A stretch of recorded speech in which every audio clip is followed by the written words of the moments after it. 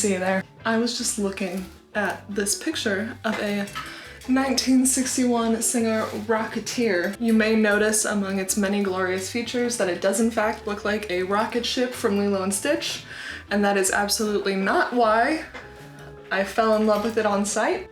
It's for other reasons, such as the fact that it's the last Singer sewing machine made with all metal parts, can be serviced by any Singer repair shop. Those were the reasons, obviously, that I purchased it. Not because it's cute.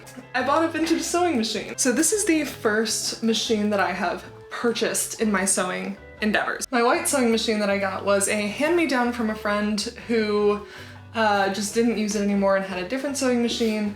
And then my serger I actually got in a buy nothing group, so I didn't have to pay to purchase it, I just had to pay to get it repaired. So I have exclusively gotten free machines up until now. My machine, though it works very well for most things, can't really handle thicker materials, and I've been wanting to do more corsets and pants and heavier duty items. My machine just kind of wasn't cutting it, and so I've been looking at different machine options, and I knew I ideally wanted one with all metal parts. There's a mid-range Singer heavy duty machine that's new. There heavy-duty Genome machines that kind of work as well. But other than that, I was mostly looking for vintage Husqvarna machines or vintage Singers so that I could find something that would really last me a long time, because I love repairing things and I hate buying new things. So I've kind of had my eye on Craigslist and Facebook Marketplace for a little while. I kind of expected to get a Singer featherweight or something like that. This machine came up along with a couple of other 1960s Singer machines. The machine and the table was going for $200 and it all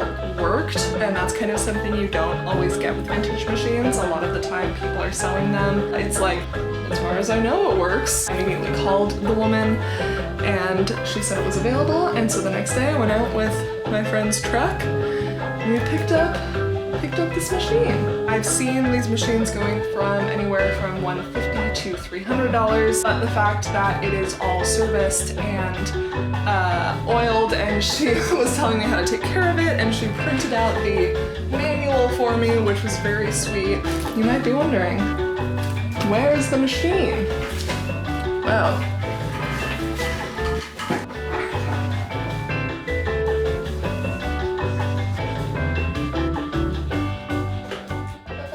so I took this side of the table off of its hinges because I have very limited space here. Presumably at some point I will have more space. I will just put it right back on. I just removed that flap of the table so I could put it on the side and so it wouldn't block the door of the office. So I thought with you guys I would go through and kind of see what it's like learning how to thread this machine and sew on it a little bit, and just kind of get my first impressions.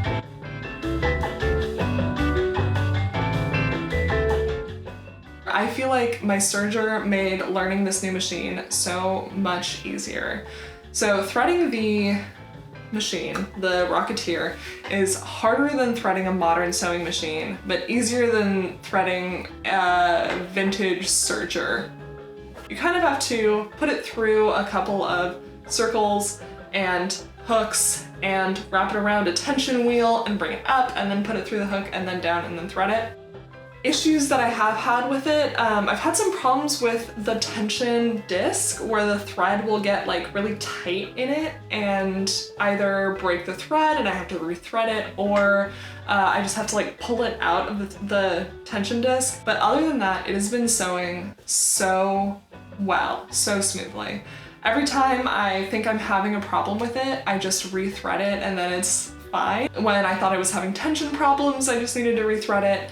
I had a couple of issues with like knotting underneath, tangling, but I think the thing about this machine is I just have to be a lot more careful about never letting the needle go over the fabric, like when I'm sewing dart. I feel like I have a lot of control when I use it. There's just no like clunking, everything feels really intuitive. The listing came with a bunch of different like feet and like plates, bobbins. I have not tried any of the other feet. I don't know what this is. I have been wanting to get more into costuming and historical sewing, which requires a lot of heavy materials. I really wanted an all-metal machine for this. I wanted a more adjustable machine, and I wanted a machine that was built to be repaired again and again and again. I'm just really excited. I now have 2 machines that are kind of my main machines that are all metal, and I'm really excited to start making some more historical garments and corsets or something I really want to do. I really want to try doing some more elaborate costuming. I mean, that's pretty much it. I'm very excited to get started. Demo shots you're seeing are probably going to be of the costume that I'll be posting a video of next week, where I will be dressing as Evie from The Mummy. Get ready for some sewing videos as long as this sewing frenzy I've been in continues. As always, let me know if you have anything else you want me to talk about, just any content in general. I love to hear from you. That is it. That's all I have for you. I hope you guys have a great week, and I'll talk to you next time.